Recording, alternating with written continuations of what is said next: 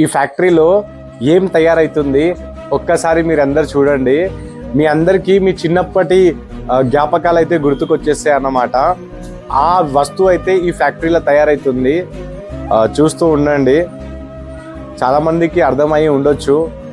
ఎవరికైతే అర్థమైంది కింద కామెంట్ చేయండి తప్పకుండా. చూస్తూ ఉండండి గైస్. అర్థమైందా మీకు ఏం తయారవుతుంది? కాలేదా? చూడండి మళ్ళా. ఆ ఫ్యాక్టరీలో పెన్సిల్ తయారవుతుంది. మనం చిన్నగా ఉన్నప్పుడు నటరాజు, అప్సరా ఇలాంటి పెన్సిల్ అయితే మనం చాలా వాడినాము. అప్సరా పెన్సిల్ అయితే పెద్ద పెద్ద రిచ్ వాళ్ళు కొనుక్కుంటుండే, అండ్ నటరాజ్ అయితే మనాసొంటోళ్ళు కొనుక్కుంటుండే. తెలుసు కదా మీ అందరికి చిన్నప్పుడు. సో అలాంటి పెన్సిల్ అయితే ఈ ఫ్యాక్టరీలో తయారవుతుంది.